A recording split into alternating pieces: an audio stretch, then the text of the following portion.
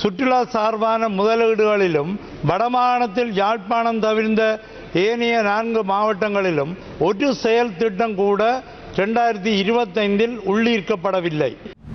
Platina 100 electronic fuel injection தொழில்நுட்பத்துடன் AVP Motor Company Private Limited இடமிருந்து சுற்றுலா சார்பான அனைத்து புள்ளிவிவரங்களிலும் மிகவும் பின்னடைவான நிலையிலுள்ள மாவட்டங்களின் நிலைபெறான அபிவிருத்திக்கு தங்கள் அமைச்சு விசேட தலையீட்டை கடந்த காலத்தில் மேற்கொண்டுள்ளதா அல்லது இனி வரும் காலத்தில் மேற்கொள்ளுமா என்று கேட்கின்றேன்.